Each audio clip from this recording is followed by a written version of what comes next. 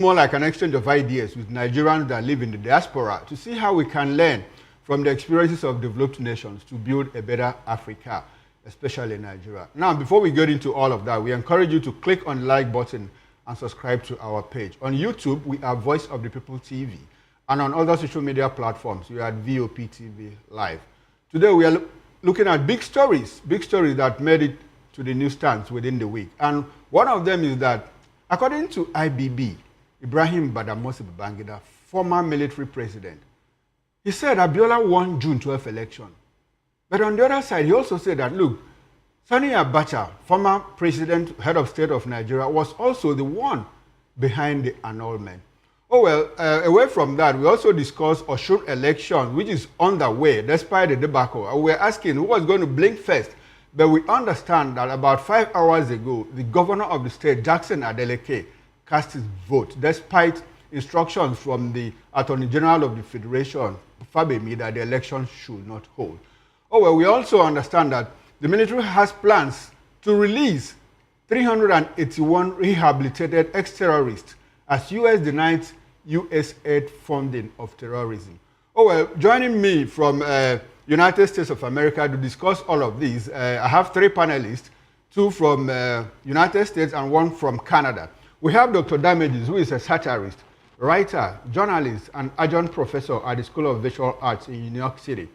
And we also have KJ. KJ is into media production. He's an expert in training and joins us from Maryland, United States of America. We also have Chim. Chim is a former radio host, but now he's in the University of Calgary, Alberta, pursuing other interests. Gentlemen, welcome to the show. Thank you so much.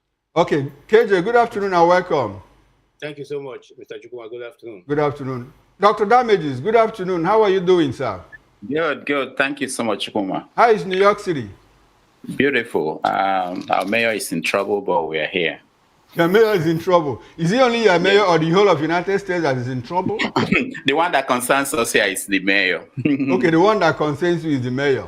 A lot of people have a feeling that the whole world is in trouble, has been in trouble since November, when a certain person became the president of the United States of America. What's your reaction to that, briefly? Oh, that's true. It's disrupting the structure of the world. Some people think it's good. Some people think it will lead to something wonderful. But I always say that before you bring down a fence, you have to know why it was up. I don't think Trump knows why some of the fences he's trying to bring down, why they were left up there. So that's the fear, that's the danger. All right, then. Let's see how everything works out in the coming months and coming years. Now, before we get into the major stories, a couple of other things happened in Nigeria during the week. And one of them is that there was more like an altercation, a spat, between the Senate President Godswill Akpabio and Natasha Akpoti-Uduaghan, who represents Kogi Central in the Nigerian Senate.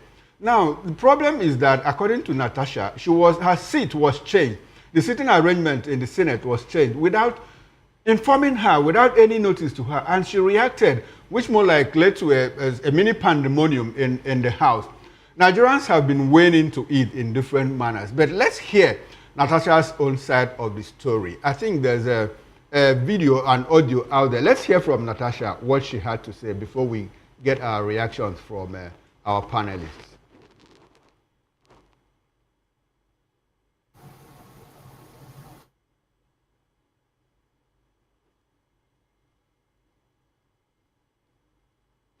Play the video now.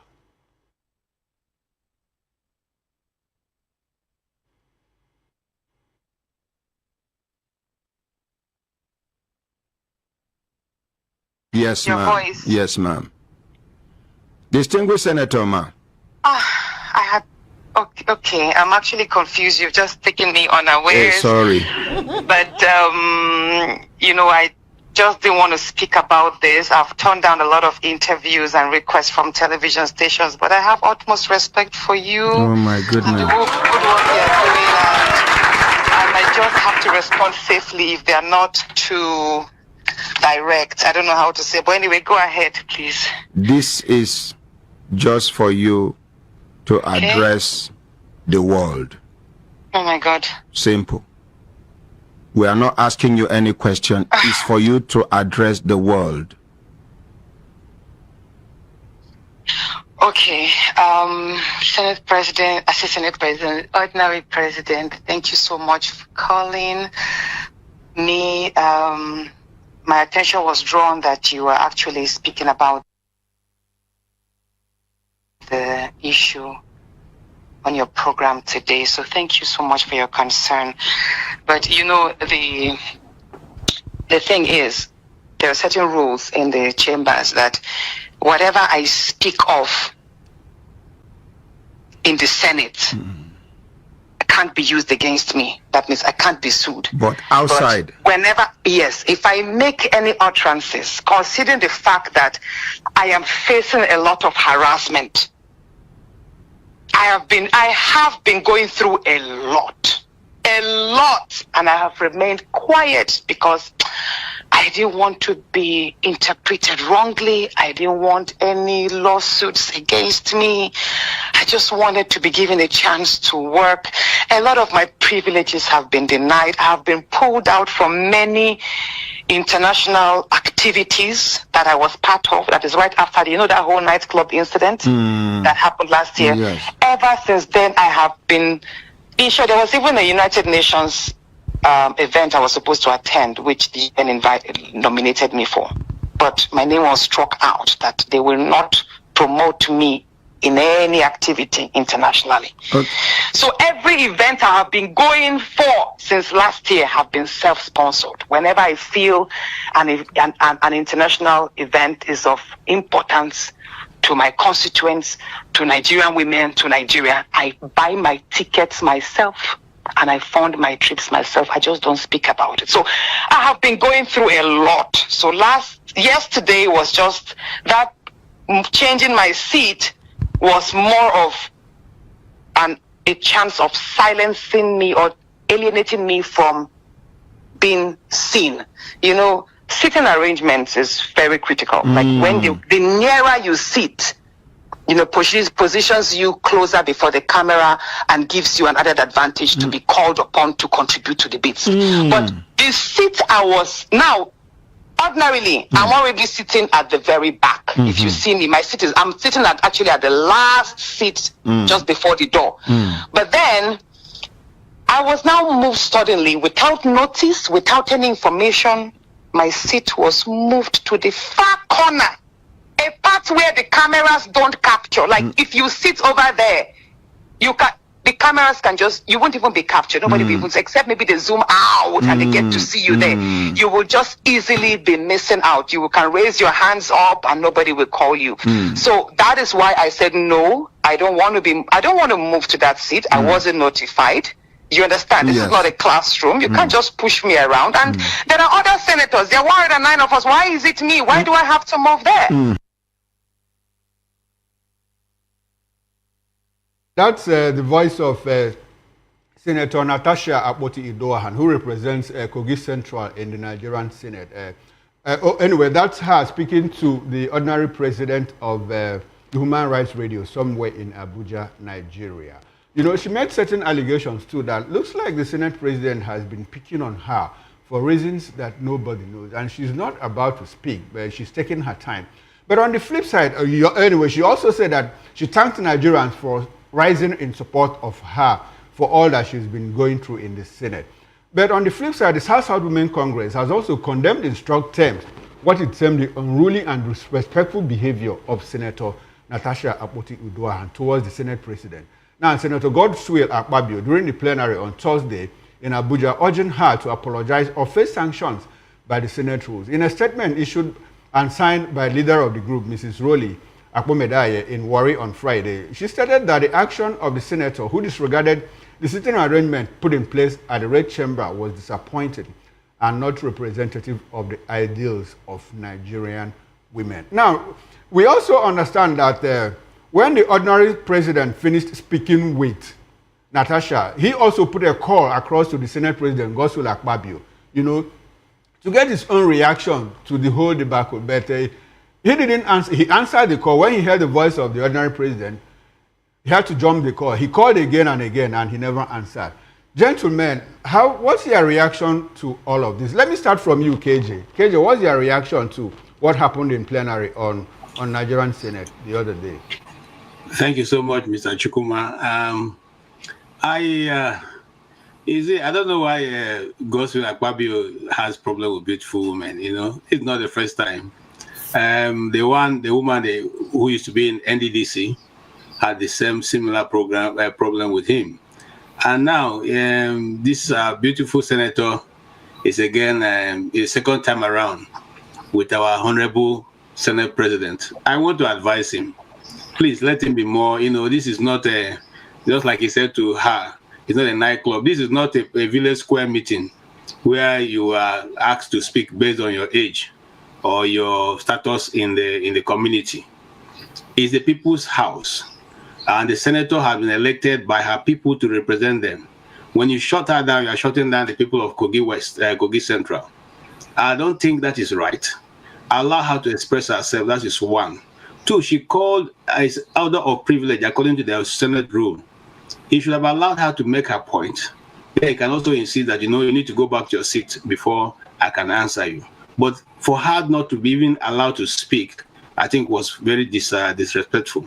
Again, you see, I want to tell us as Nigerians, let us decide whether we want to rule by age grade or want to rule as politics.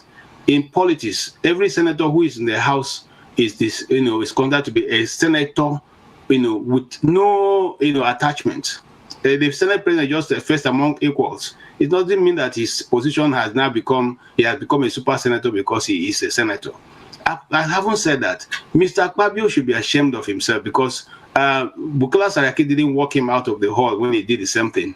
In fact, at this time, he even refused to sit down. He continuously addressed Bukola Saraki, who is a complete gentleman. He didn't say, I'm going to get the sergeant of arm to lead you out, or I'll order you out, or I'll throw you out, or I'll suspend you. He was even more vocal when it had to do with, Senate President, former Senate President Saraki. So why double standard?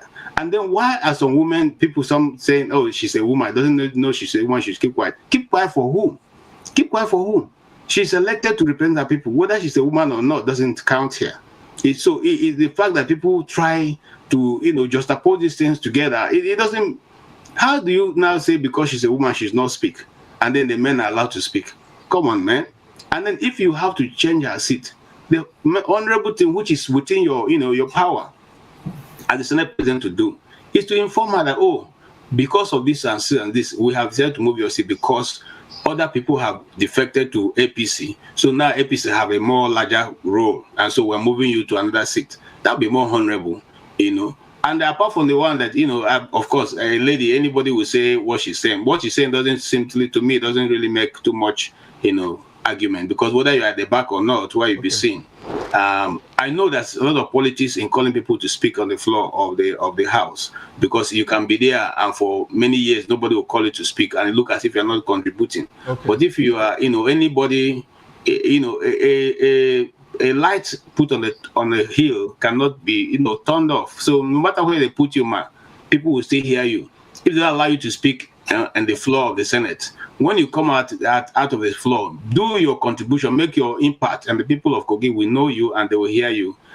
Call the media to take over your issues, outside of the Senate, so that you are. All right. KJ, Natasha said something about sitting position, and there's a particular place you sit in the chamber that the camera will not capture you.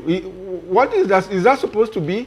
Is that supposed to be so? I think that the chamber should be built in such a way that, look, wherever you are sitting, the camera can actually capture you, and so that you are also able to speak. What do you make of the sitting arrangement? Is that what you have in somewhere in Maryland, United States, in your legislature?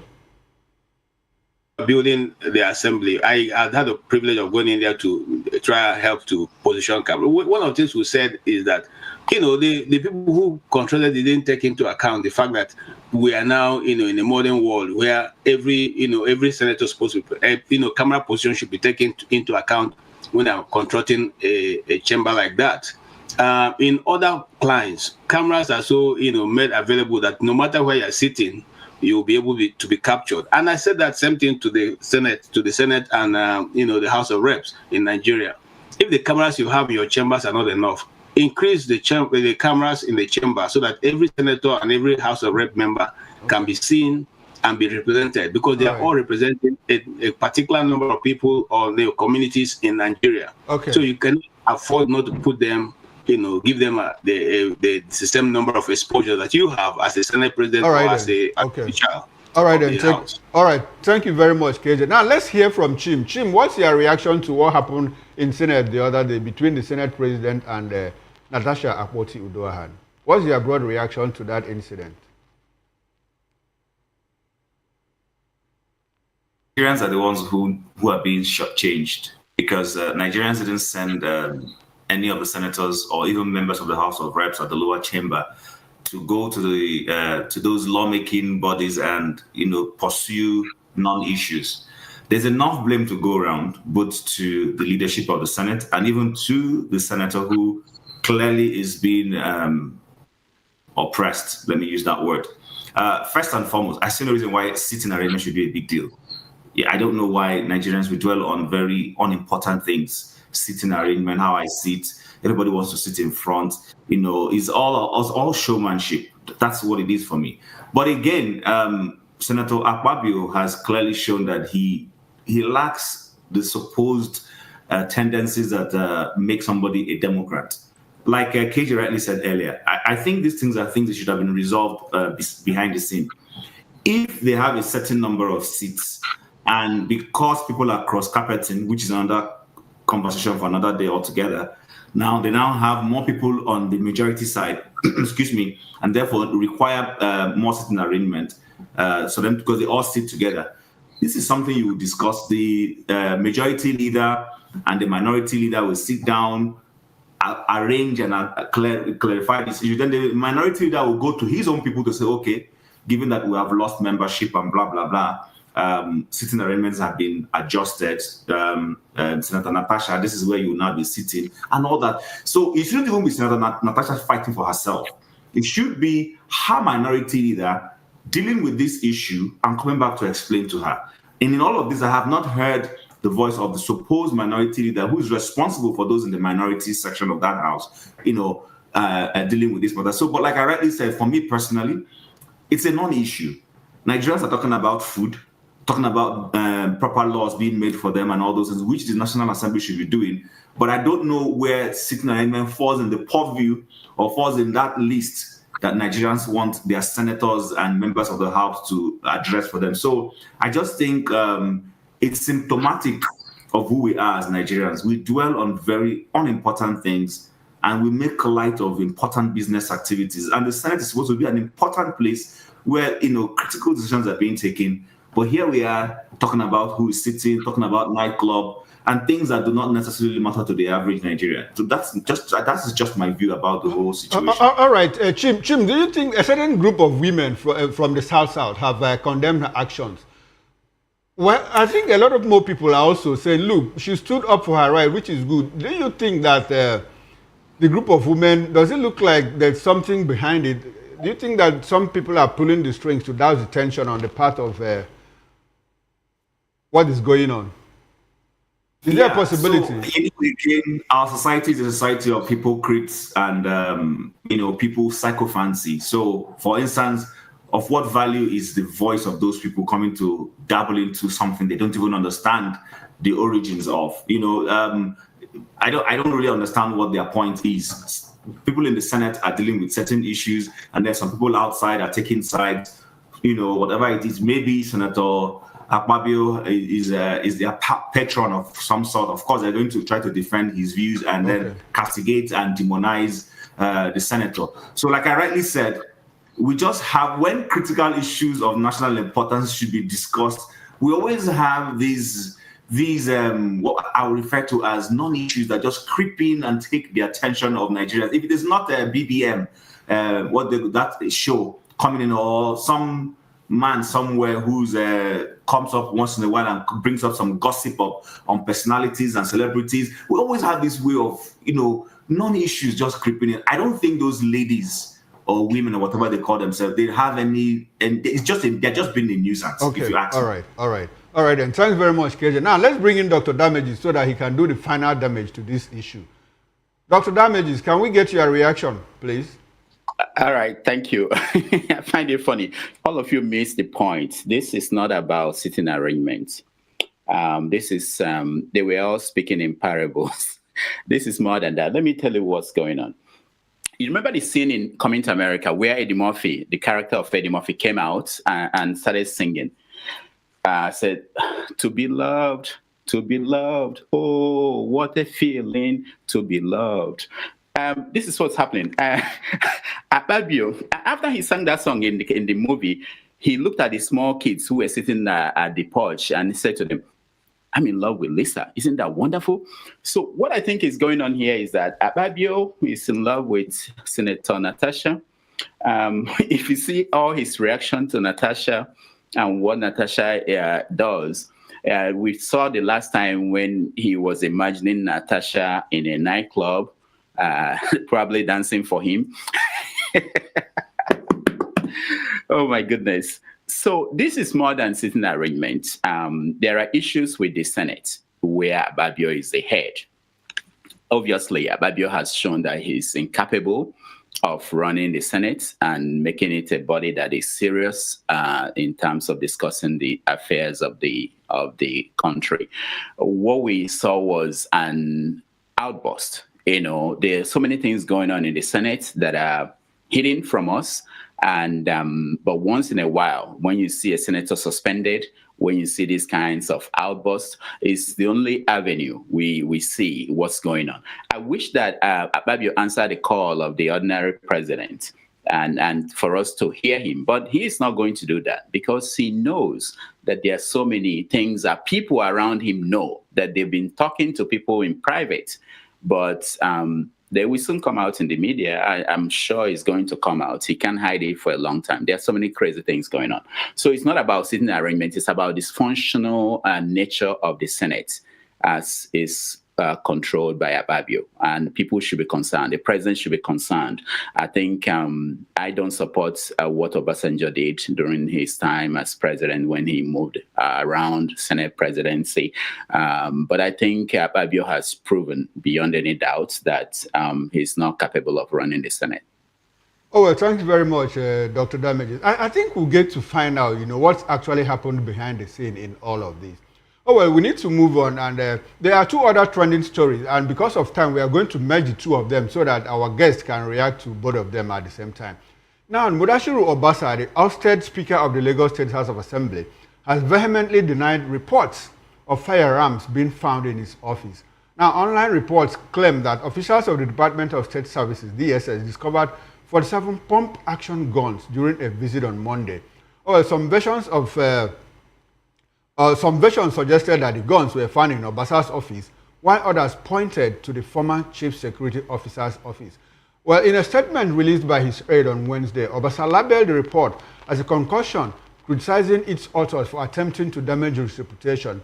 He emphasized his decades of political leadership and legislative hard work, dismissing the story as ill-conceived and malicious. And away from that, IPOB has filed a suit to contest proscription and designation as terror organization. Now, the indigenous people of Biafra, IPOB, has appealed to the Supreme Court to overturn the Court of Appeals decision in upholding its proscription as a terrorist organization. While the Court of Appeal had previously supported the Federal High Court's ruling, which declared IPOB's activities illegal and a threat to national security, particularly in the southeast and south-south regions of Nigeria. Now, despite with the decision, the IPOB challenged it at the Supreme Court. The Court of Appeal, led by Justice Harma Baraka, had affirmed the federal government's action, citing IPOB's activities as a danger to Nigeria's existence and citizen security. Oh, well, gentlemen, you have heard it all, the both of them. Let me stay with you, Dr. Damages. What's your quick reaction to any or both issues at the same time? Know about the guns found in his office. I'm more worried about the corruption charges against him, which the media published some years ago, and there were so many of them. And that should have been the point, that we will have people in Lagos, the government, the EFCC, whoever has the authority to get rid of the man. But they didn't. Now they are talking about guns and talking about things that are, I think, It's just a reactionary way. There's a bigger issue in what's happening in Lagos State. The fact that lawmakers in Lagos State had to apologize, write a letter of apology to the president over their decision to remove their own speaker based on their own investigation. And then the EFCC, not the EFCC, the DSS, storming that place, and all the debacle of what we saw last week is embarrassing. And this is happening in Lagos, the state where the president had total control of what happens there. I don't know if I'm interested in the Obasa Gone thing as much as the fact that man, if you read reports of what the media investigations that came out a few years ago, how much corruption is tied around him. He shouldn't be there. And when nobody did anything about that, now they are basically doing damage control. They removed him, and there was pushbacks by some powerful people, and they are looking for another way to say it's just a mess. And it's a terrible thing that the state that claims to be that of excellence and where other people should learn on how to manage democracy is degenerating to this.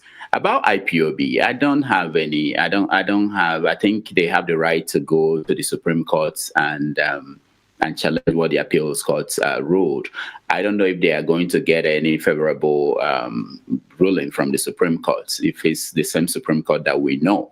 And the question is, if the Supreme Court rules against them, what happens then? I'm really not, but I understand why they have to go to the Supreme Court.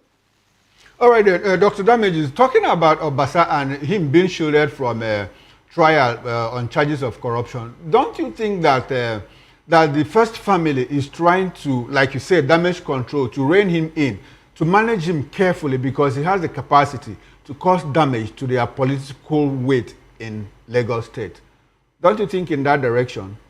Yeah, that's what people are saying. What people are pointing out, that people are saying that probably there's something he told them, look, if you guys go this way, I may have to go and say this, and then everybody now calm down, which is a terrible thing. I think if we want to move forward in that country, people have to take a principled stand, no matter what is the cost. And that's how we can change things. If we continue to pamper criminals and people of questionable character and protecting interest, and we're not going to make progress, because people are saying what should be done, but they can't do it because their hands are tied. All right, then I think it's a developing story. We'll see how all of this will end. Now, let's bring you in, Chim, for your quick reaction to any or both issues that we just talked about now. Well, for starting with Obasa's issue, I don't know who to believe. The man has come out clear to deny it. As at the last count, I think sometime last week, I heard the supposed new speaker who replaced him resigned. And then, of course, we heard when the president of the country was asking the state legislators to reinstate him. This is just symptomatic of who we are. You know, Nigeria never has a dull moment. There's always one movie or the other going on. And I don't know why Dr. Batameji hasn't written scripts so that we can have these movies, produced in Hollywood. So, if one today, the president is saying reinstate him, tomorrow, a federal apparatus, security apparatus under the same president is heading into the place and ransacking his office, and then telling us these stories about how guns, pump action guns, were in his office and all those things. So it's just a consistent moving screen that we keep seeing. I don't know what to make of it, but I know it's all geared towards 2027, if I'm correct, when the next elections will hold. People are jostling to damage somebody's candidacy, create enough holes that would make somebody ineligible to contest and all. We know this is what is going on. But incidentally, Nigerians continue to be the pawn in this whole chess. They are the ones who are being dealt the lower stick. And I think the sooner Nigerians begin to take their destinies in their hands and begin to force their electoral choices to be respected, the earlier we will get rid of all these kinds of caliber of people who are not doing any service to the nation or to a state. I don't know what to make of it, honestly, to be candid with you. I just think it's just their usual infighting. And as for the IPOB issue, IPOB has every right to go to court. I don't believe the court system in Nigeria is fair enough. There is freedom of association, there's freedom of to assemble, but the state also has the powers to be able to swing judgments in its own way. They've already classified IPOB as a terrorist organization. I don't know how the courts will clear that. I mean, we have somebody who a previous court jurisdiction has declared not guilty and asked the federal government to free him by the name of Martin Nnamdi Kanu, and they haven't done that. So to suddenly now take sides with IPOB, I don't know how that's going to pan out. But let's watch and see. As like you rightly said, it's an evolving story, and let's see what happens eventually.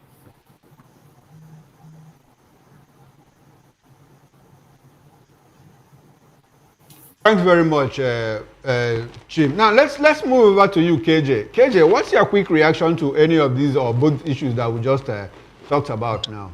All right, with the Lagos State Speaker, this gun. Hello, KJ, can you hear me? I can hear you. Can you hear me? Can you hear me? Hello, KJ, can you hear me? I can hear you. Oh, well, now we'll go for a quick break, and when we return, we'll get into the first major topic of discussion. Please stay with us and don't go away.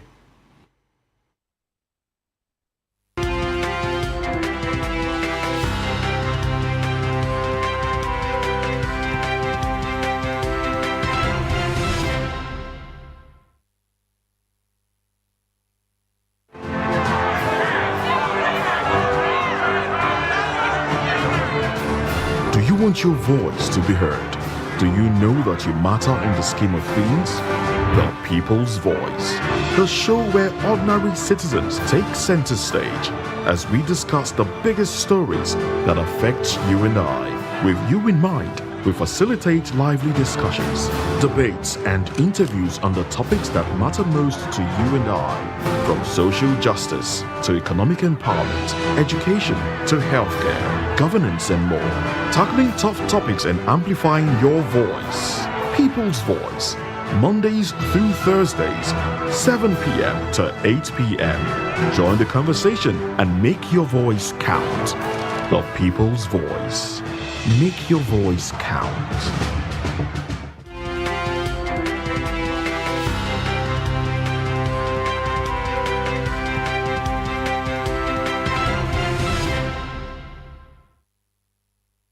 All right, then welcome back and thanks for staying with us. And if you are just joining us, this is Diaspora Perspective on Voice of the People Television, VOP. Now, before we get into the first major topic of discussion, let's get reaction from KJ. We were discussing trending issues in Nigeria. The one was about the catcher of arms that were found in the office of Ousted Speaker of Lagos State House of Assembly, and the fact that, and again, that IPOB has approached the Supreme Court to declassify it as a terrorist organization. KJ, can you hear me? Please, can we get your quick reaction to any or both of those issues? Thank you so much. If you can hear me. Yes, I can hear you. Go ahead. Okay. Like I said, the issue of dropping guns on people and telling them gun possessing gun and all that is an old trick in Nigeria. We shouldn't be playing that any longer. If they want to take out their speaker who have been speaker for 10 years now, they can just do that without having to put up all this drama for people to see. We're tired of seeing dramas in Nigeria. On the issue of the IPOB, what do you think? I mean, the government knew how they got to classify IPOB as a terrorist organization through the former, Minister of Justice, who went through the back door and obtained that court order without even inviting the IPOB people to defend themselves. It was never done in the open court, and so they know how they've been getting their kangaroo rulings, and they continuously to do that. So I don't have any faith in what is going to come out. However, it's good to mention that IPOB is only a terrorist organization in Nigeria out of every other country in the world. So that's shameful for the judiciary in Nigeria. If they want to continue their show of shame, they should go ahead and continue. But everybody is seeing them. The world is no longer like our village where you go there and you say, okay, nobody is seeing you. Everybody is seeing, everybody is hearing what's going on in Nigeria. And based on that, they will judge you and I. So that now that this is happening, the chief of staff, the chief of the army chief should now get up and speak to the judiciary. So not tomorrow when they begin to deny you visa, you say you don't know why they're denying you visa. These are some of the reasons why your visas and why you are treated poorly outside of your country, because they see what you do to your people and they have no respect for you. And it's not going to change if we don't change our way of doing things. Thank you. All right, thank you very much, KJ. Now, is it a coincidence? Is it perception? Is it a reality that out of my three guests, the three of them have lost faith in the judiciary? I'm not sure that they are alone. A lot more Nigerians also have lost faith in the judiciary. That is always touted as the last hope of the common man. Anyway, I think the judiciary has their work cut out for them. Now, let's get into the first major topic of discussion. In a bombshell revelation, former military president Ibrahim Babangida has finally addressed the annulment of June 12, 1993 presidential election. Now, widely acclaimed as the fairest in Nigeria's history, the election, according to IBB Ibrahim Badamasi Babangida, was won by Chief MKO Abiola. Babangida's newly released autobiography, A Journey in Service, discloses that the annulment occurred while he was in Katsina and without his knowledge or consent.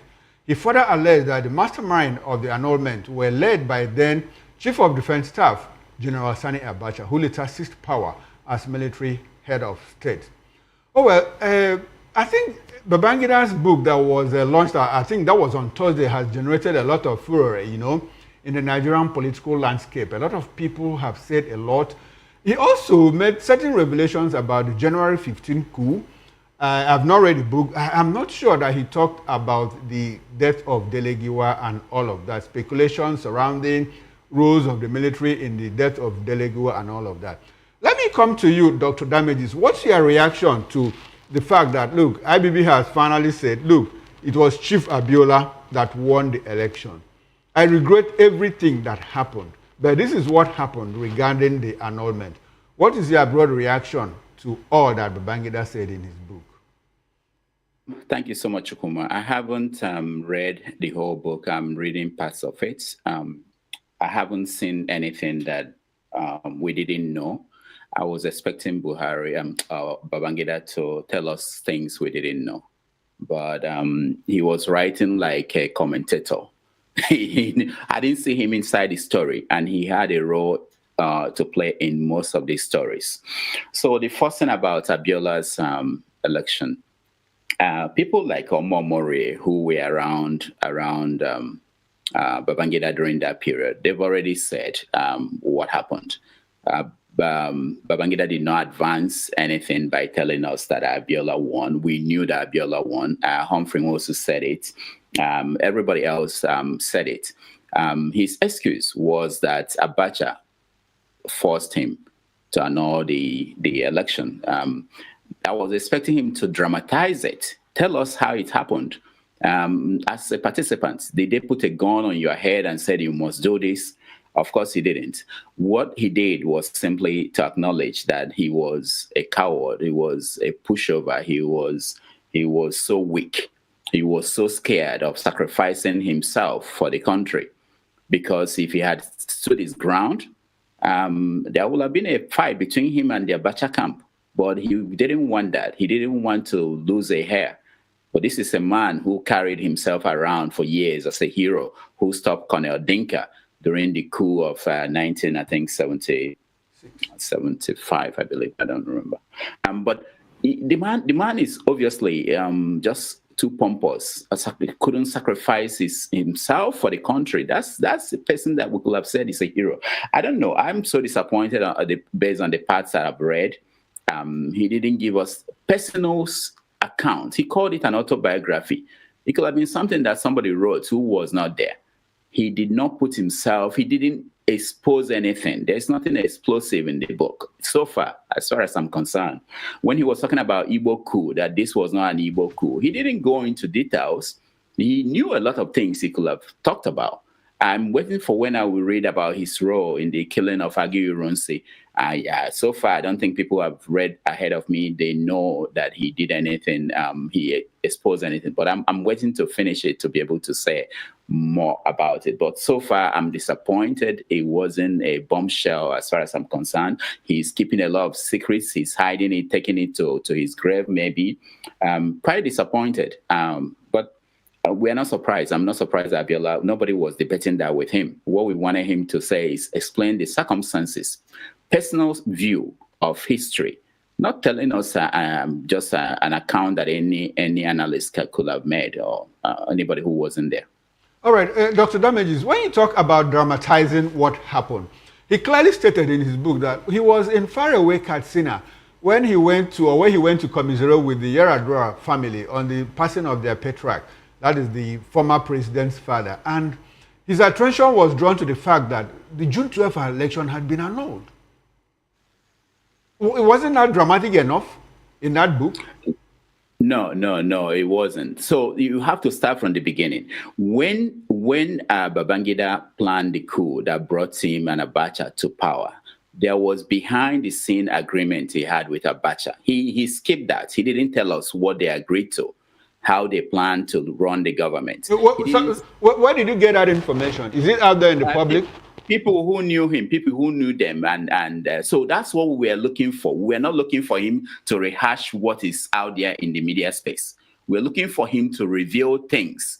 And there is so far, nothing I read so far are things that we didn't know before, or we didn't have a hint about. He didn't reveal anything. I'm still, let me hold on from making my final conclusion until I finish the book. But so far, all the comments I'm seeing from people who are reading ahead of me, I've not seen anything that showed that he went deep and revealed things that we need to know. Don't you think that he was scared for his life? Because at that point, according to him, the military was clearly divided. The ruling council was divided, with some clearly loyal to Sani Abacha and others loyal to him. In that mix, do you think it would have been easy for him to handle the situation? Yeah, he could, but he just didn't want to sacrifice himself. At that point, you are the leader of the country. If your ship is sinking, you don't jump out, save your head, and let the country go to hell. That's what he did. He jumped out. And you're a general, say you are a strong general, you did this and did that, you went to war and did this, and then you saw a war come to your backyard. And the role he played in setting up that system, that's what I want him to tell us about. How is it that you are deputy or you are chief of army staff, whatever Abacha was to him, could just stop you from doing what you want to do?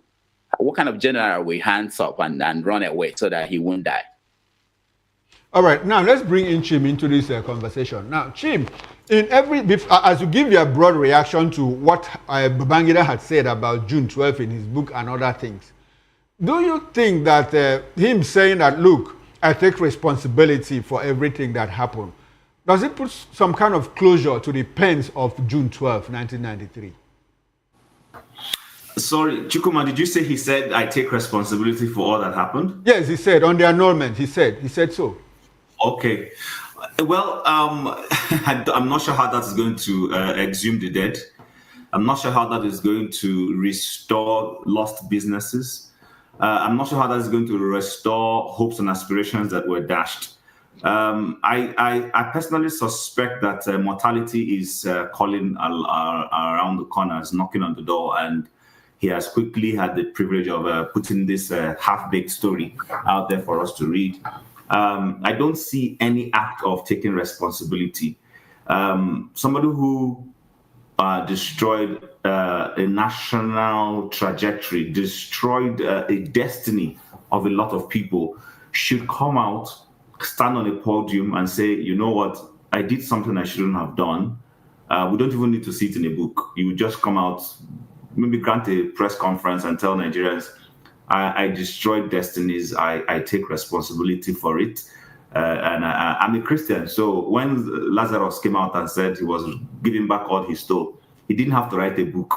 He just came out and, as short as he was, took a microphone and announced that anybody he had stolen from, he was going to return it back to the people. And then he was going to engage in national service of restitution henceforth. So I don't think General Babangida has done anything that we should give him any praise for. He destroyed lives. This man wasted dozens of lives. Dozens is not even enough as a quantum number to use. He destroyed destinies. The nation was on a trajectory. He took us on a circus clown, on a merry-go-round. Today we're talking about two parties. Tomorrow they will annul. Do you know how many elections were annulled? Do you know how much was expended building all those National Republican Convention and Social Democratic Party offices across the nation? Do you know how much was spent in that election that he suddenly asked Humphrey Wansley to stop counting? And for him to be telling us that he was in a event somewhere in Katsina when the election was annulled, it was all cock and bull story. This man came out at national TV and declared that the elections had been annulled for good reasons. It wasn't Abacha that came to announce it. He announced it. I still remember vividly that evening when breaking news, NTA, and here we are, bang, bang, bang, bang, bang, bang, and then the man showed up and announced it. I still remember when he was coming out from provincial national AFRC meeting, and they still accosted him again. People said he was high on cocaine that day. I see these things are still vivid in my brain.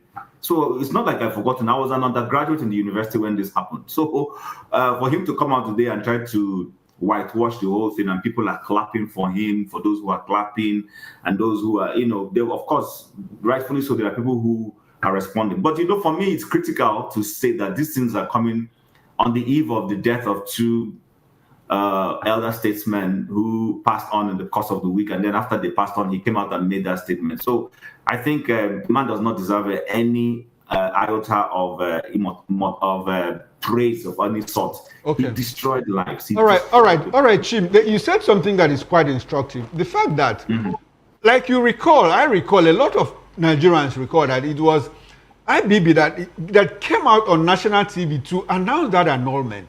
So why is he telling us that he also heard it from Katsina? Is he trying to, and for him to have also come out at this point to say, look, Abacha was behind all of this. Now Abacha is no more, more like this is an afterthought.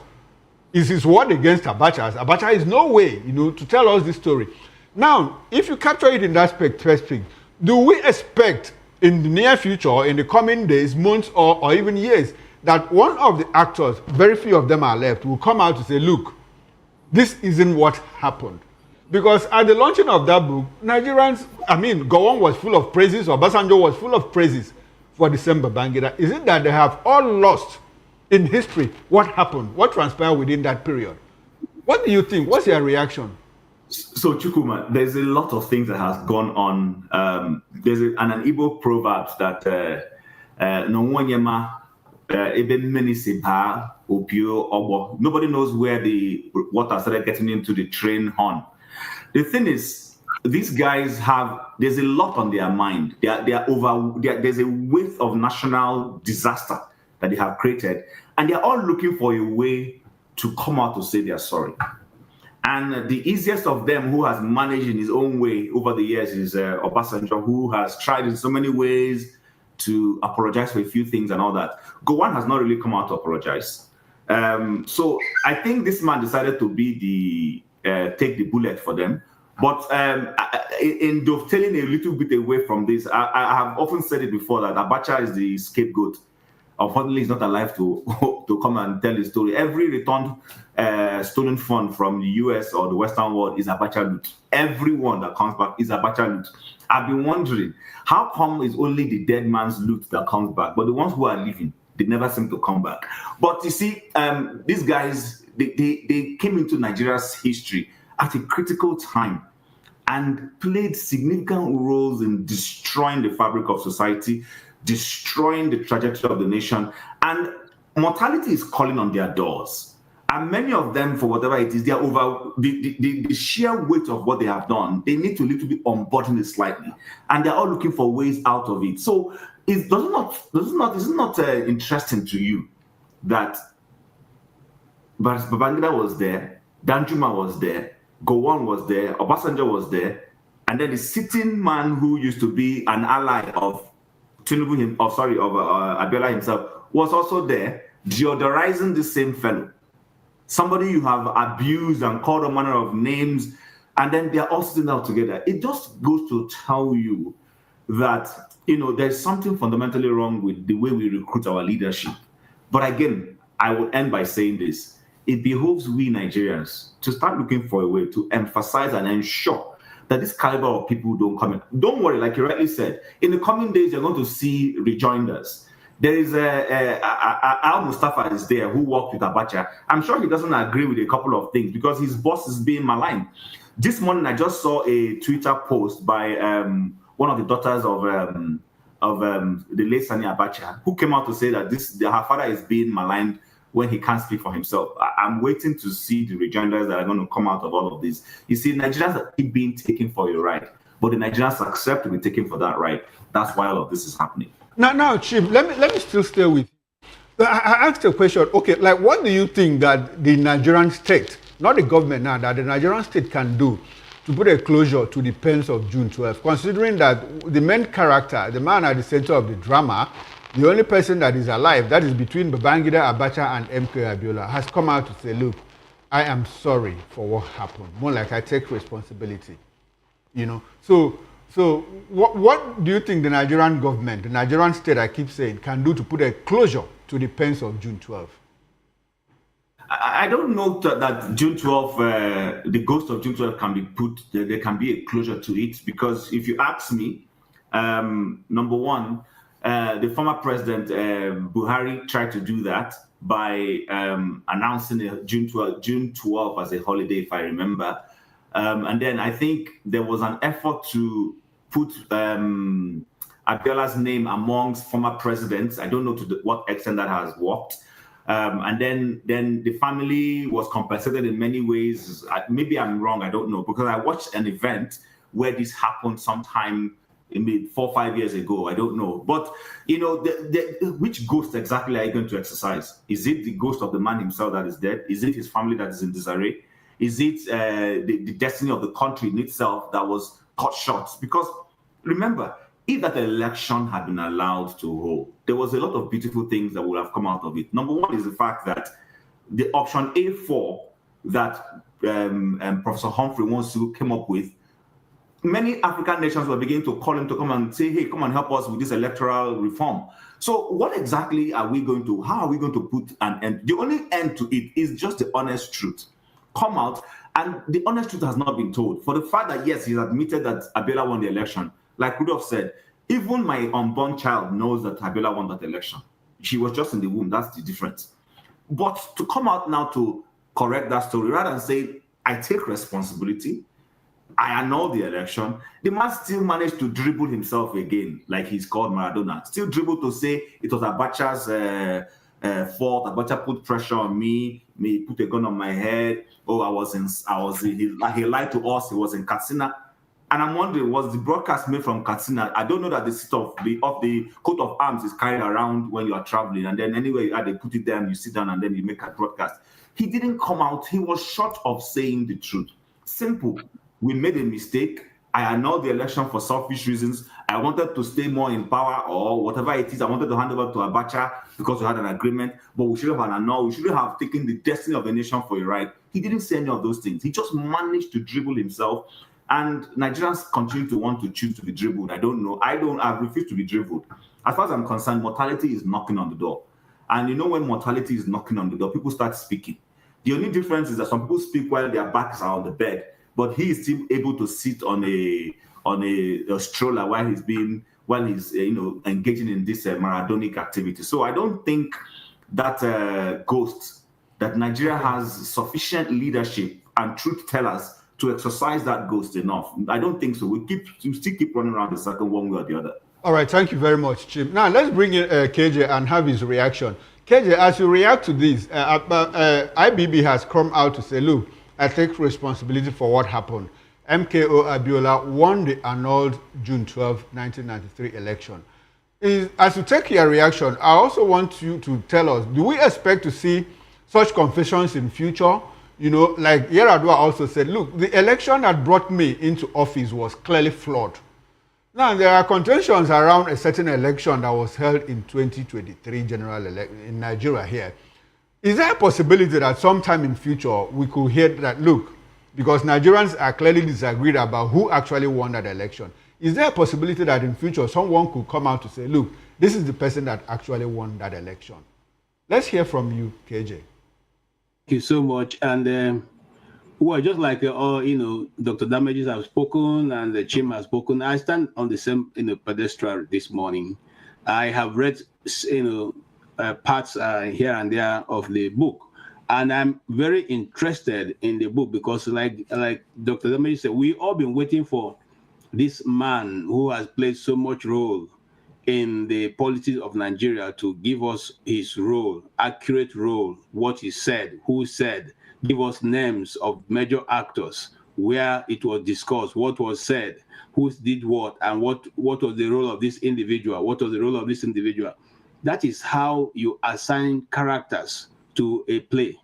You assign them what they've said, and you give them the names, so that we all can put ourselves in that, that stage with you to see what and how difficult it was for you to make a decision against Sani Abacha, whom you brought in, whom you made, you and him has played major roles in counter coups in Nigeria, and even eventually went to organizing coups. It's not just enough to say this person, I'm sorry. A lot of people have, their families can never be the same again because of your role. I, as a child, was traumatized by some of those things that that the military did in Nigeria, which we will not forget in a very long while. The situation now, the thing I want to say to Nigerians that, look, we should be very careful, okay? Each time, and why Jim was speaking, that's what was playing through my mind. Each time that Nigeria is about to make a change, have you noticed there's always going to be one Igbo man on the corner? Here is the last time was 2023. We have Peter Obi. If you go back to 1999, you had Humphrey Nwosu. If you further go backwards, you have one man called Aguiyi. These are stories that we cannot, push aside. And these are events that, whether we like it or not, somebody needs to tell us the truth. When is Gowan going to tell us his own truth? When is all the other ones who are still hiding in the backyard come forward to tell us? And I'm so ashamed that, just like Tim said, this guy sat on the table with IBB and nobody could tell him, Oga, with due respect, this part, I don't understand. But you notice something. They were all happy. They are all part of those who have impoverished Nigeria and brought us to where we are. And they are not, they're not apologetic about it because they are full of praises for themselves. These are people who have destroyed, Nigeria as, in fact, that annulment derailed Nigeria for many years. Okay. And just like it has started again, all even right. in this time that we have okay, KJ, permit me to button at this time. That annulment derailed Nigeria. Now that IBB has confessed, should there be some form of consequence for that action? A lot of people have said, look, this was a military coup against civilians. And, I mean, should it be statute barred? He is still alive. Should there be some form of punishment for him for truncating Nigeria's democracy? Is there a possibility that could happen in Nigeria? Achukuma, who is going to punish who? These some people forget that Nigeria is still paying them salary for being coup plotters. They are still receiving salary, okay? They are still in the payroll of the government. Who is going to punish who? These are the people, when you hear the owners of Nigeria, these are the owners of Nigeria, just in case those who don't know, they should know. Nothing is going to happen. In other clients, people like him should be hiding in shame. They will not come out to say what they're saying. But look at, the whole country was shut down because he was launching a book in which he couldn't even tell the truth of what the roles he played. Now, the truth remains, whether we like it or not, this has become part of Nigerian history. But let's tell it properly. Let's not go around it now, begin to try to, butter and cake it so that it will suit you and what you think you stand for. The truth of the matter that you guys were brutal. You did not do what the Nigerian people expected you to do. And the way you people dribble us brought us, listen, those of us who, you will know that what happened during all the military era, a majority of this culture of corruption started with IBB's government. I thought he would have told us what happened within him and corruption and how he tried to bribe the army officer to keep them in check so that they will not overthrow his government. All of a sudden, IBB that we know is a great general who fears nothing, who was able to jump into a tank and drove down to Dolan Barrack to stop the coup, from taking place, remove Dinka from wherever he was. Now he's afraid of Sani Abacha. Wow. All right, KJ. Still on the coup. a lot of people have also said that looked like it was payback time to Abiola, because Nigerians also say that, look, Abiola had been part of all the military coup that took place in Nigeria. What do you think up until that moment? You see, it's a question of, you know. Is it a question of whatever goes around comes around? Yeah, yes. You see, like they say here in America, karma is a bitch. Okay, it comes back to you. Look, any evil done to man by man must be avenged. I keep telling people this. I say, be careful what you do, because if you do evil to somebody today, it must be avenged here on earth, if not by God, by another man. So here is what I'm saying. He played a role. He even financed some of those things. He became friends with majority of those, those top-notch army officers. But eventually, what happened to him? The same he was about to sit on the throne when he was taken away by the same people who he had called friends. The truth of the matter is that right now, what IBB has done is he has brought this discussion afresh, and people have gone haywire, because of one of two things he discussed about the Igbo coup. All right. And say it's not an Igbo coup. And so people who want to make sure that they put it on the neck of the Igbos have gone into the, to overdrive to insist that IBB was wrong. It was an Igbo coup. Yes, KJ. I'm happy that you brought it to this level now, because I wanted you to chime in on that. Now, excerpts from the book, and Babangida now talking about the Igbo coup. Sorry, the January 15, 1996 coup, 1966 coup, which have been variously described as an Igbo coup by a lot of people. Now, IBB had a lot to say. He said, look, for instance, the head of the plotters, Major Kaduna Uzogu, was only Igbo in name. Born and raised in Kaduna, his immigrant parents were from Okpanam in today's Delta State, which in 1966 was in the old Midwestern region.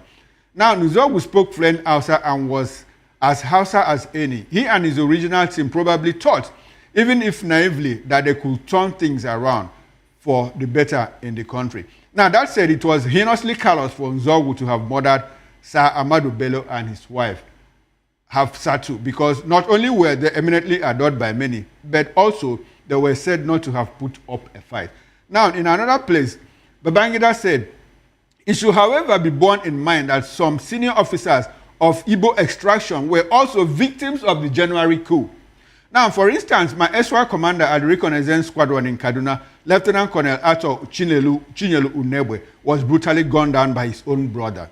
And he also said it should also be remembered that some non-Igbo officers, like Mayor Adewale Ademoyega, Captain Ganiyu Adeleke, Lieutenant Fola Oyewole, and Olafimihan, took part in the failed coup. Another officer of Igbo extraction, Major John Obienu, crushed the coup. A lot of Nigerians also forget that, but apart from the fact that Babangida had said it, Yoruba officers were involved. Igbo officers were killed. A lot of Nigerians forget that the coup was foiled in Kano by who? Chukwuemeka Odumegwu, an Igbo officer. And in Lagos here, by who? Thomas Aguiyi, an Igbo officer. So why brand the 1966 coup as an Igbo coup? What Babangida has said, is it going to erase that perception that January 15, 1966 was an Igbo coup? How far will this narrative change that perception? Unfortunately, it's not going to change it.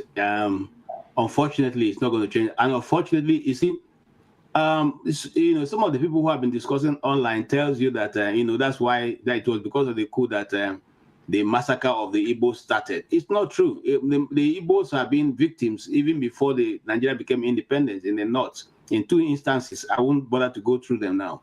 But anybody who is a keen observer and of history in Nigeria will find out that there have been this this desire to just put something bad on the on the Igbos. Been not today.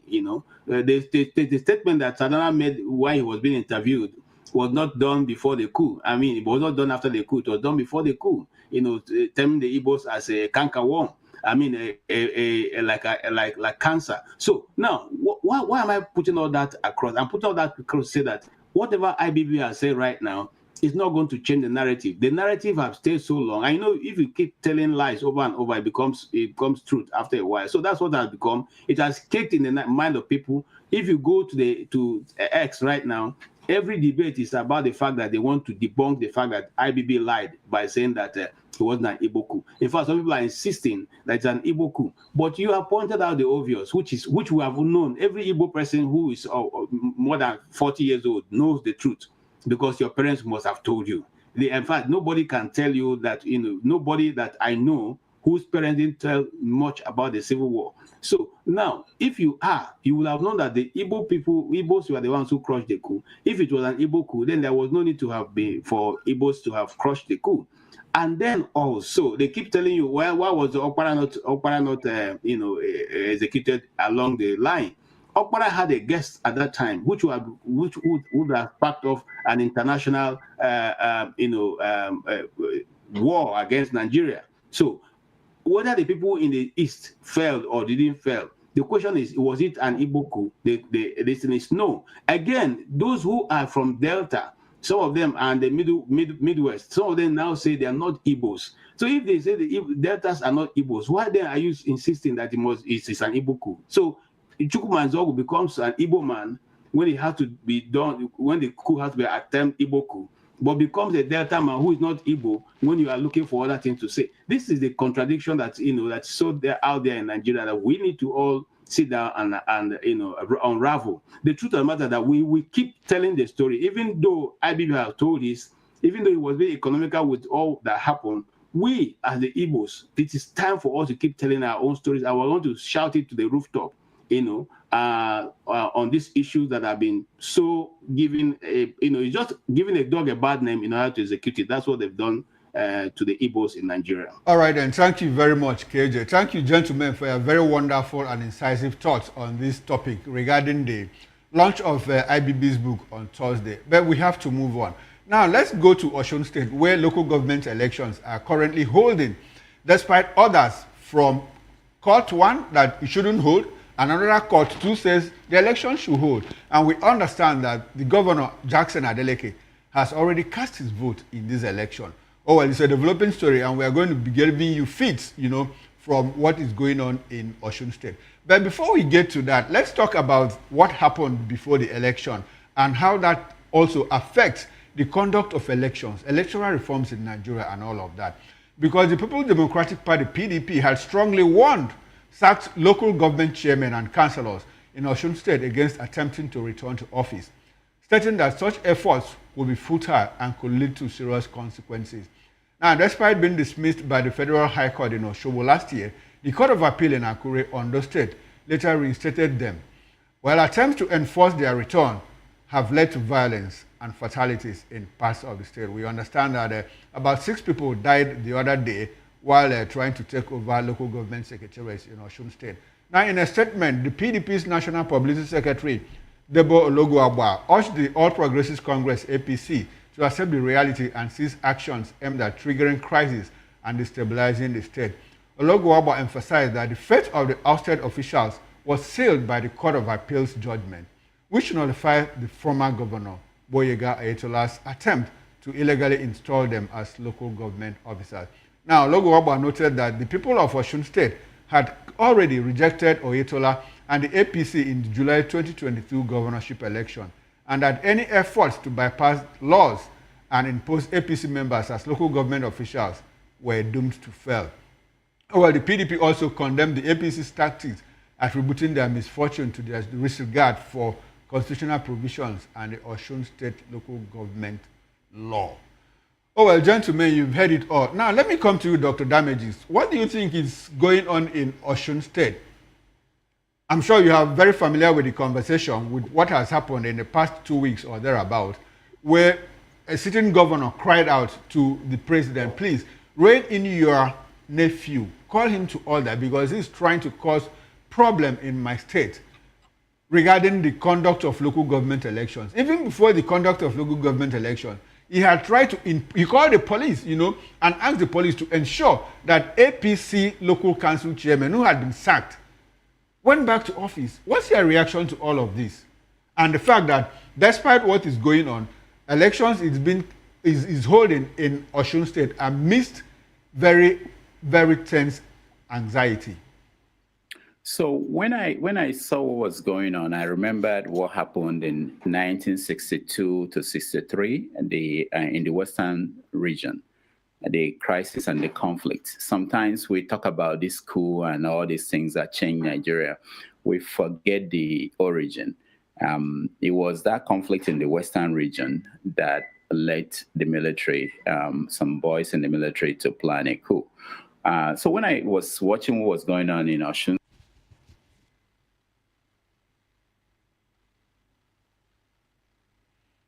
hello, Dr. Damages, go ahead, I can hear you. Okay, now, KJ, we seem to have a glitch with Dr. Damages. KJ, can we get your reaction to what is happening in Osun State? You are very familiar with the story. Yeah. Can you hear me? Yes, go ahead, KJ, I can hear you. Okay, what is happening in Osun State is simply, what's happening all around, Nigeria. Lawlessness, of course, I think that I'm trying to, when you were asking that question, I was trying to remember the part of the Constitution that says that, that you cannot stop an election. The court have no, reason to give an order to say election should be stopped.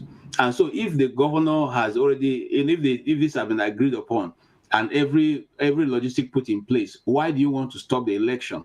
Why is the interference? You see, there's too many non-governmental officials. When I say non-governmental, I mean people who are not in position of authority concerning a thing, playing major roles in Nigeria. We need to find a way to stop that nonsense. Okay? If the governor of the state and the people of the state have said to hold an election, why will you now go to court and seek an injunction to stop the election when numerous millions of naira have been spent? It doesn't make sense anymore, because we all know that no matter what you do, the ruling party in that state is going to clear all the things. That is what has been happening. And since we are not interested in changing the system, and since the Nigerian people are not interested in rising up against the status quo, we will keep having the same thing over and over. It's not going to change, Mr. Chukuma. It doesn't matter where it is, whether it's in Abia, my state, or whether it's in Enugu, or whether it's in Port Harcourt, River State. It's going to be the same thing until the day the Nigerian people say enough of this nonsense. Then these things will come to an end. That is what people do in a developed country. There's no way you can come to Maryland and say they're going to hold an election, and you say election will not hold. Based on what? Based on what? You don't control nobody gives an order and then the whole system just turns over its head because you just said so, because you're a chief judge, or because you're a governor, or because you are a councillor, or because you are a secretary of Maryland. You get up and say, okay, we're not going to hold this election tomorrow because no, it doesn't work that way. And I think that Nigerians should get to the point where we will say to these people, enough of this nonsense. Okay, we are not less than human beings. Things should be done appropriately, And I think KJ, how do we handle the issue of conflicts of interest? Because the person, another person that is at the center of this drama, Boyega Oyewole, is a nephew of the president.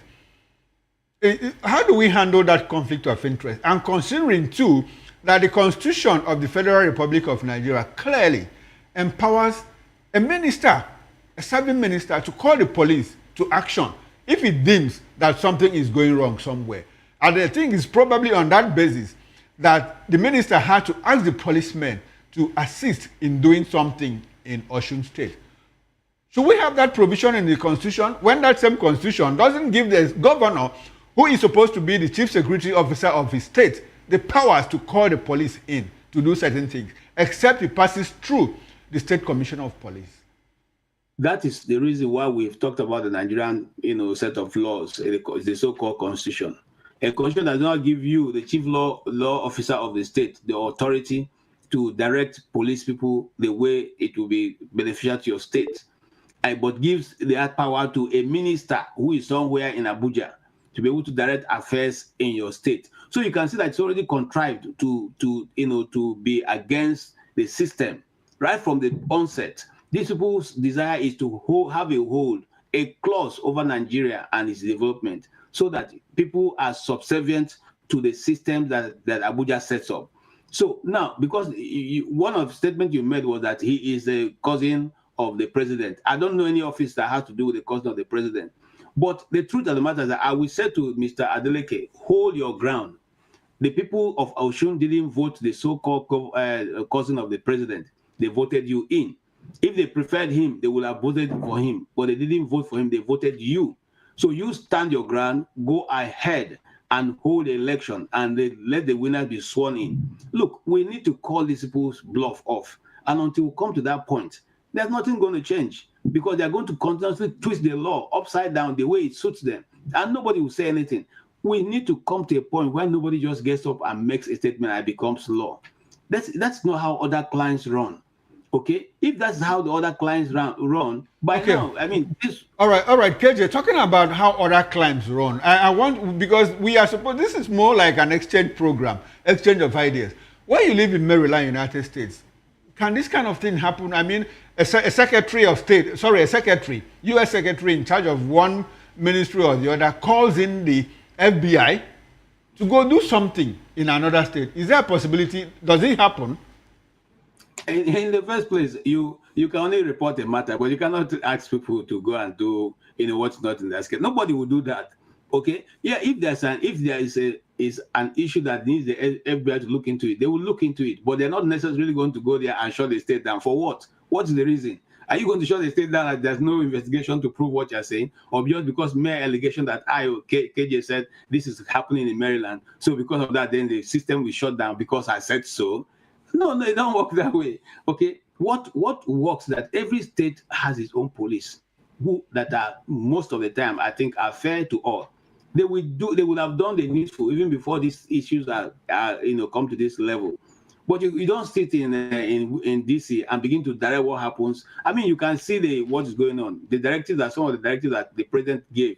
It's not even obeyed in one of the states. The governor refused all those executive orders. So it's not that she's going to win at the end of the day, but she can contest it. She can go to court and contest. This is the order coming from the president. What is more, when you're talking about police officers, they can't do that. It doesn't happen. All right, then. Thank you very much, KJ. Anyone. Yeah. Thank you very much, KJ. Now, Chim, before I come to you, let me also say that, look, this conversation is supposed to be interactive. You can call in or send WhatsApp messages to the number showing on your screen. Now, the number is 0904-473-2605. I'll take that again. The number is actually showing on your screen. 0904-473-2605. You can call in, send WhatsApp messages so that we talk about whatever you want to tell us. Now, let me come to you, Chim. Chim, what's going on in Osun State? Are you aware that we have two courts giving conflicting judgments on the same issue regarding the election? Now, we also have the Federal Attorney General and Minister of Justice saying, look, don't conduct that election. We also know that the electoral law does not permit any court in Nigeria to stop an election. And we have another court in Osun State, in Osogbo, saying go ahead with the election. What do you make out of all these contradictions coming from the same government that is supposed to protect and serve the people? Well, I'm happy with the words you used. You called it a contradiction. It's a society that has chosen to, allow contradictions to happen. So, if we have a law that states that state elections or no elections at all should be stopped by a court system, why are the courts, where are the judges or magistrates granting, such orders? Why are they even granting a hearing to those cases in the first instance if they already know that there is a law that says that they should not be getting involved in those things anymore? Why are they doing it? But you see, I think, like I keep saying, our political actors are intent on destroying the fabric of our society, because I see no reason. Because I had to go back now and go and read up a couple of things. Now, the Attorney General is saying he's doing it because there is a subsisting judgment on that particular issue. But he is supposed to be the chief law enforcement officer. Who knows what you just told me, Mr. Chukuma, that there's a law that says court judgment should not stop in elections. So he should be the one enforcing it and saying, no, whatever judgment is coming from whatever jurisdiction, sorry, we have the law that says this shouldn't happen, or should say go ahead with your election. That's one. Two is the fact that the police is saying that they are asking the Osun State government not to conduct it because they have intelligence report that there's going to be some crisis.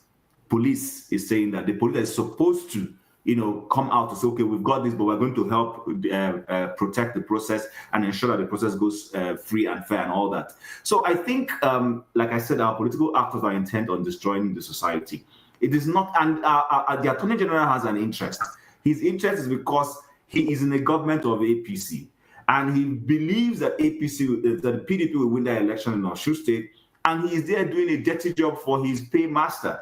And like you rightly said, why should the interest of Oyetola and the president of Nigeria in Osun State override the overwhelming will of the people of Osun State? Why? Because the president has an interest. The president is always interested in Lagos and Osun State, his second state. He's always been interested in those two states. And his nephew from Osun State has led the state in the past. So I think I was expecting a lot from the current Attorney General, Fagbemi, but he's starting to disappoint people. I expected that he would be able to give the current president good legal advice to say, listen, where the law does not allow us to do certain things, let us not do it. Let's not ridicule this nation. But he's not doing any of that. So it's a big shame. But the Osun State government has decided they will go ahead with the election. It's within their purview to conduct elections, and I see no reason why they shouldn't be conducting that election in any instance. All right, Chim, let me stay with you. Is there anything we can learn from Calgary, regarding the conduct of council elections? What do you people do differently to get it right? Different from what we do here. Is there anything we can learn from you? It will please you to know, let me start with this, that cities in Canada have police. So even a province can choose to have a provincial police. Like in Ottawa, Ottawa is the largest province. Because of their population size, they have a provincial police, and then the city of Toronto has police. Some other cities like Ottawa, which is the capital, but is also in Ontario, have their police. Now, when it comes to election, the elections at municipal level, the municipal level is the local government level. What we call local government in Nigeria is called municipal. Municipal elections are conducted by the municipal level. The province, which is the state, does not get involved in it. Actually, in the last election, what the province does is to say, okay, the municipal is going to hold this election. If the province has any critical issue they want to test, sometimes they ask the province, can we throw in this issue? And I'll give you an instance. We have this daytime saving situation where when we get into winter, they move the time backward and forward. Now, people have complained that they should stop doing it, that we should just allow the time to be the way it is. During the last Calgary municipal election, the province asked the municipal to add this item in the ballot. So while you're voting for your council member, while you're voting for the person you want to be mayor, you also vote on a third item to say, the question is, do you want the province to continue to get involved in daylight saving?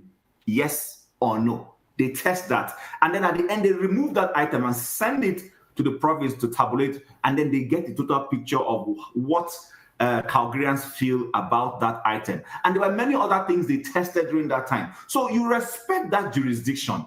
If you want anything to happen, you ask that jurisdiction to say, test this on our behalf.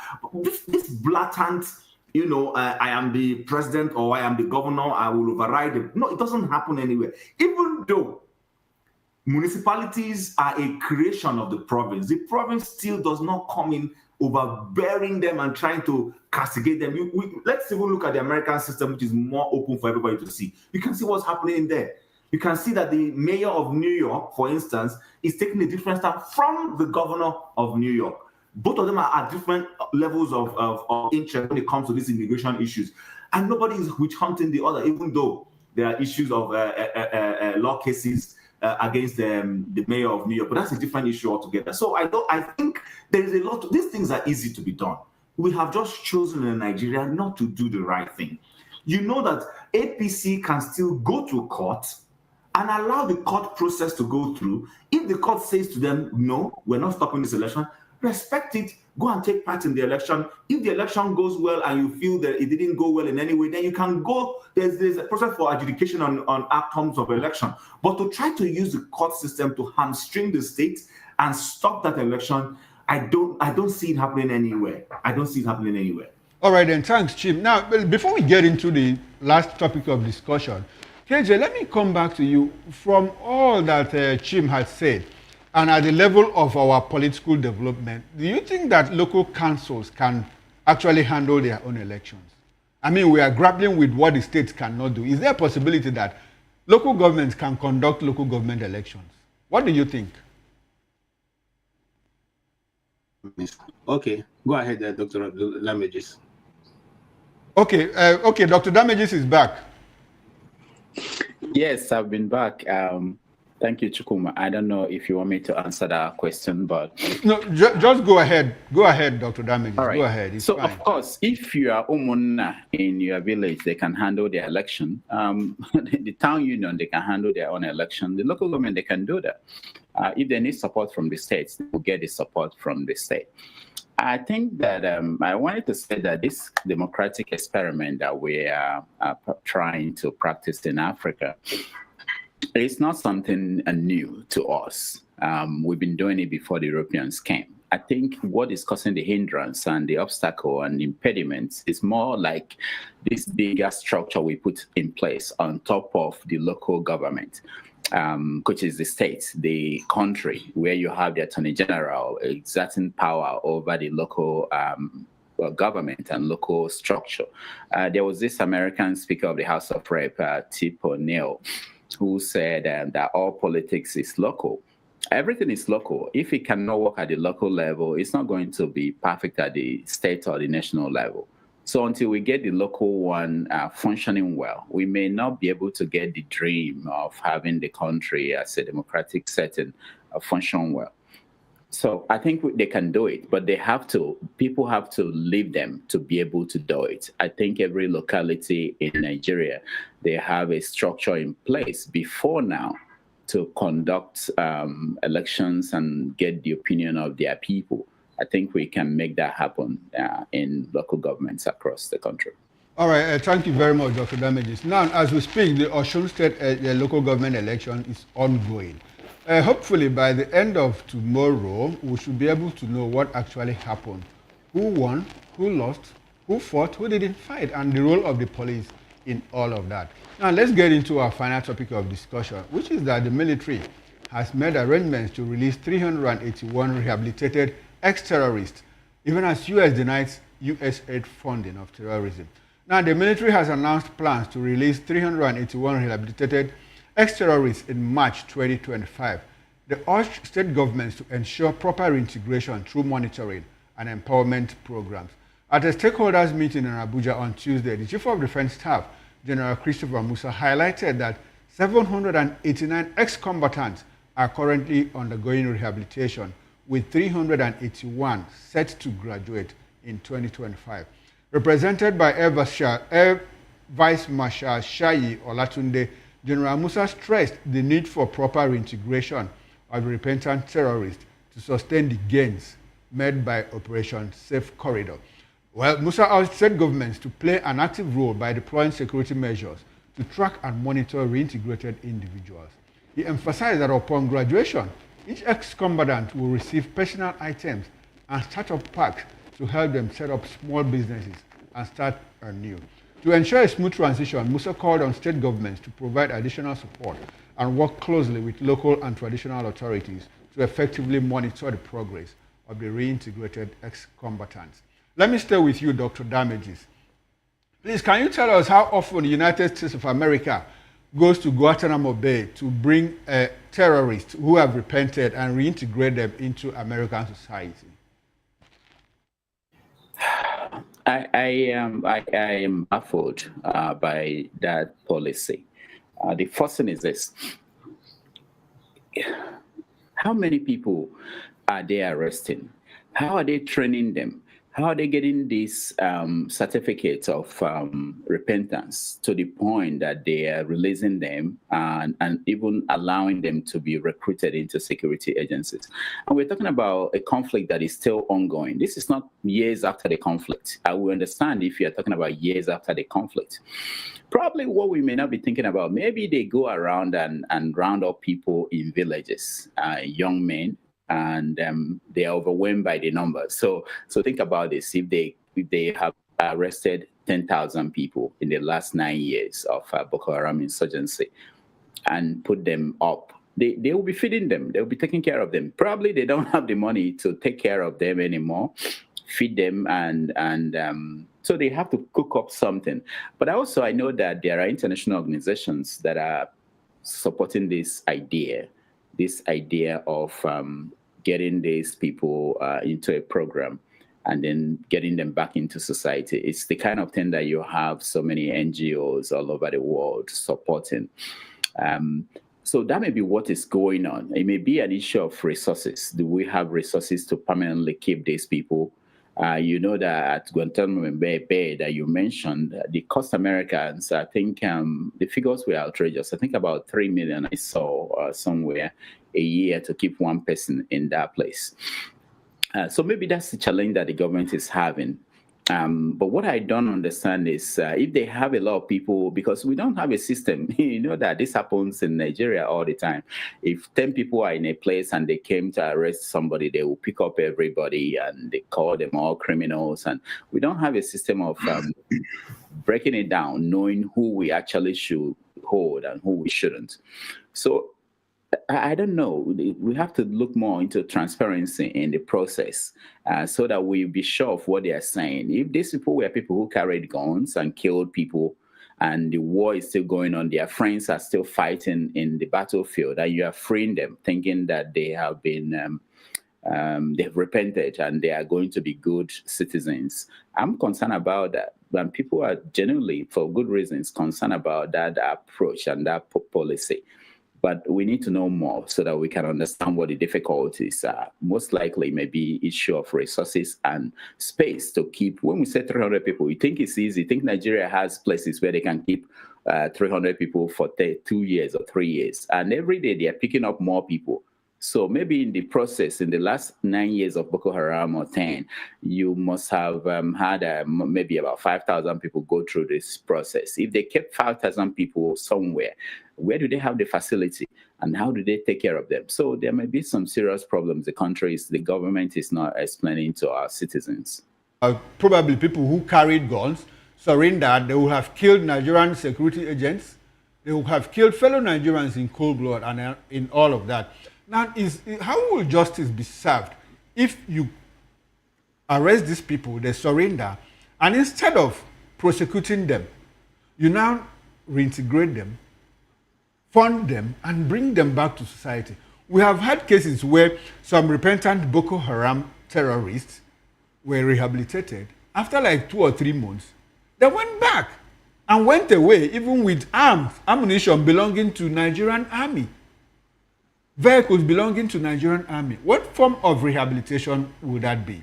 And what form of justice is that? Yeah. Apparently, the process is not transparent, and people who are supposed to be going through the process and making sure it works are not doing that. Because if there are instances in this country when people are released from prison, maybe early release from prison, there are people who monitor them and have an accurate record of how many people are going back to crime, and that will influence the policy. But in the case of Nigeria, we don't have any records. We're not keeping records. And the fact that they say give them this and give them support, most states, especially in those northern states that are in crisis, they don't have the means of monitoring these people. They can't even monitor the people who are living in the cities, not to talk about rural areas in that part of the country. So it's all a difficult task, and hoping that it will work as planned is a kind of a waste of time and resources. All right, okay. Land on your thought. You wanted to say something. No, so that's why it's up to the Nigerian people to put pressure on people who make these policies and make sure that they are held accountable. Okay, the Nigerian people. Now, Nigerian people, you have to do something to hold your destiny in your hands. Now, let's bring in KJ at this point. KJ, what form of justice are we talking about when people that have killed Nigerians, people that were captured with guns by Nigerian soldiers, are camped somewhere, and after a so-called process of de-radicalization, these people are reintegrated into society? even when the war has not been won. And in other parts of the country, a certain group of people that are waving flags, asking for self-determination, soldiers kill them. When they are arrested, they are prosecuted, dumped into dungeon cells in all parts of the country without their parents knowing, without their relatives knowing. And they are kept there for as long as 4, 5, 6, 7 years. What form of justice is that? And do you think that this form of justice will help? How will it help in the fight against insecurity? Is it a war that you think that Nigeria will eventually win? Okay, Mr. Chukuma, you are asking the obvious. That form of justice system in Nigeria have been working. It's been working. It's keeping Nigeria developed, and we're moving forward. Nigeria, is a thing. The Nigeria is indivisible, and to keep Nigeria to one is a thing is a task that must be accomplished. So based on that, we are accomplishing that. Now, the people we are rehabilitating, is very sad that we still have IDPs all around Nigeria. The people that they killed, that they massacred, that they destroyed their livelihood and their communities, are languishing in IDPs. We are recruiting these people. We train them. We rehabilitate them for 3 months or 1 month or 2 weeks. We give them huge money. We put them into the army. We send them to the east. That is how to rehabilitate people. The world is coming to Nigeria to learn how to rehabilitate people in Guantanamo Bay and to rehabilitate and radicalize those in Afghanistan, in Oman, and all those places where there are conflicts. In fact, right now, there's the whole world is moving towards the Nigerian army to show them how they are so effective in doing this thing. And in weeks, in months and weeks, they turn in thousands of people, so they have been de-radicalized, and those people are doing very well. That is the Nigeria that we like, and that's the Nigeria that's working for every one of us. We like it that way. Nobody says anything.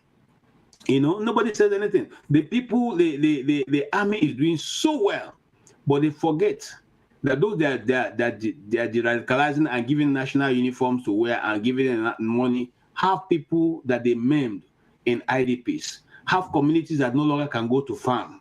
Their farms and livelihood have been destroyed.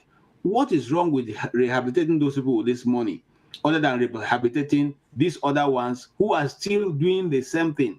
It has not stopped them from forming new groups. New groups are springing up every day. It has not stopped them from changing their tactics. In fact, after the chief of defense staff made his broadcast, the other man responded 2 days ago. Okay, that means that they are still very active in it. But the people who are the most dangerous people are those who are holding flag, Mr. Chukuma. You see, that flag that they are holding with that color can destroy the whole nation. And that is why they must be stopped at all costs.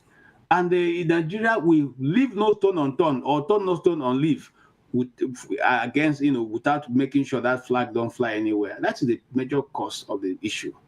You see, let me tell you something, my brother. As long as we continue to play the ostrich, living, measuring in the minor and minoring in the major, we can never get anywhere. Quote me, and I repeat again.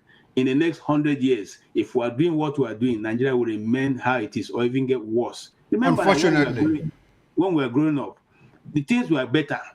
I was telling my son the other day that, that in 1983, when Buhari took over, we went to queue for bread. Before now, we used to buy bread, but then we were in primary school, so we needed to go queue for bread. They would send us early morning, we'll go and queue for sugar, queue for bread, because they had what they call essential commodity stores, where you have to ration everything. Are we not going back there now? So is it that it has become better? The truth is that as long as we keep doing the same thing over and over, we're not going to get any different result. These same people told us some time ago that Boko Haram is a freedom fighter for the North.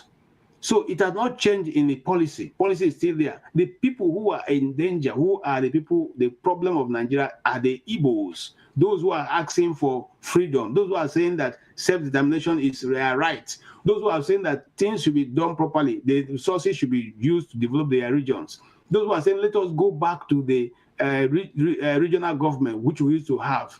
Remember that the IPOB didn't spring up. It was after they got tired of asking for regional government or things be done appropriately, that this came in.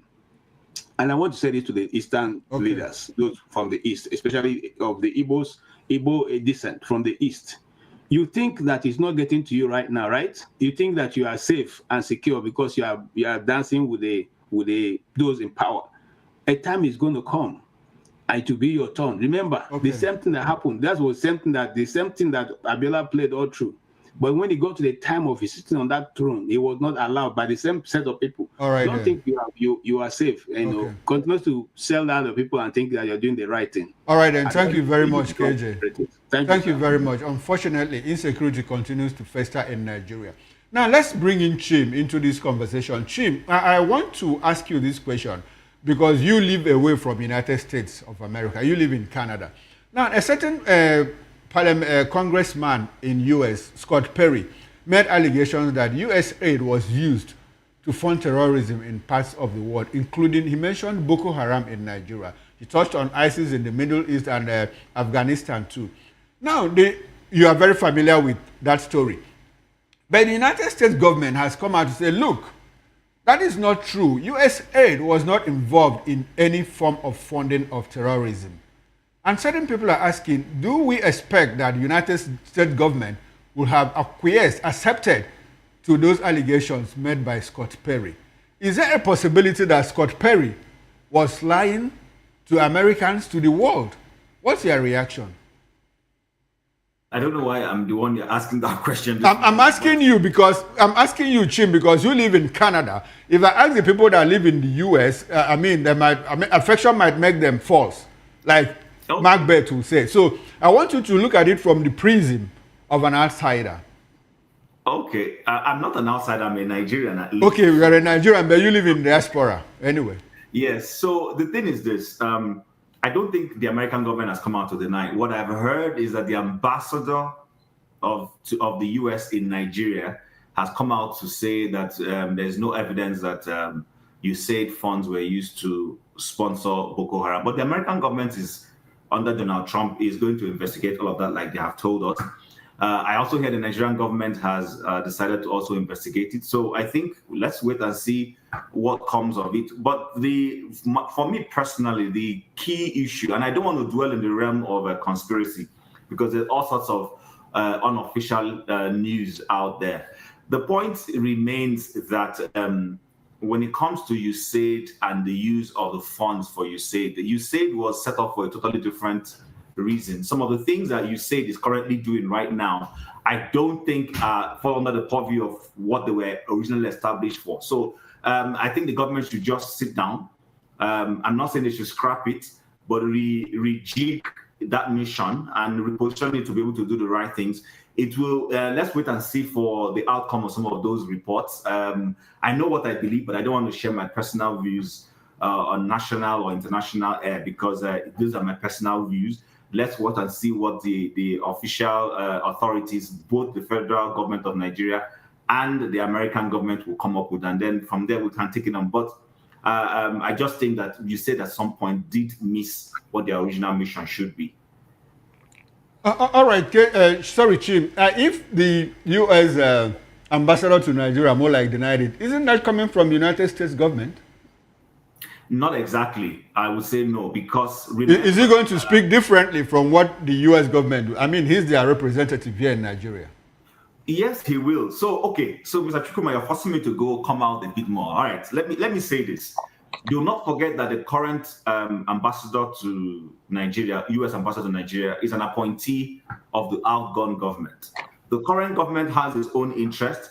They have their own plans. They have where they want to go to. There have been some allegations that the current government in the United States is doing everything it is doing to USAID because Donald Trump, the sitting president, has another interest altogether. So I can assure you those interests do not align with the guy who is sitting in Abuja right now. So that's why I'm saying this is a statement coming out from the U.S. mission in Nigeria. While yet they are the official mouthpiece of the government, but the government in Washington has a different view of some of the things going on. So until all of that is crystallized together and an official information comes out, at this point, it's just the ambassador. The ambassador can say one thing, and then the government in Washington will say something altogether. All right, then. Thanks very much, Chim. Now, as we coast home to the end of this discussion, can we have your quick thoughts on all that we talked about? Your quick thoughts, your concluding thoughts, by the way. Yeah, I'm going to end on two things. One is, first of all, I'll start with the National Assembly and the debacle between the Senate President Akpabio and Senator Natasha Uduaghan. My comment to them is, number one, sitting arrangement is not why Nigerians have sent either of them to the National Assembly or any senator to the National Assembly.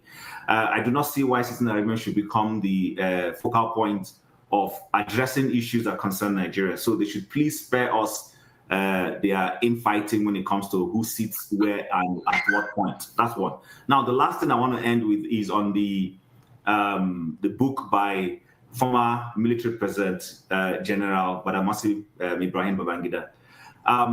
He attempted to, write history in his own way. Yes, while there might be some elements of truth in some of the things he has tried to project to the Nigerian audience, I just think that there are a lot of inaccuracies. My hope is that Nigerians will begin to learn not to just swallow everything that their political actors come and tell them. I don't think he has done a full justice. I don't think justice can ever be done to the late Chief Moshood Kolawole Abiola. Not only, it depends on where you stand. Anybody can say, and I do share some of those sentiments. Yes, he dined and wined with many of these military men, and then perhaps karma may have been the outcome of his end. However, that said, the vote side of Nigerians to Abiola are not Abiola's property. This is Nigerians voting in a democratic system, and one man with his co-conspirators chose to hack that down and took Nigeria backwards. Okay. He needs to come out. A book is not enough to say, I do apologize for that action. All right, then.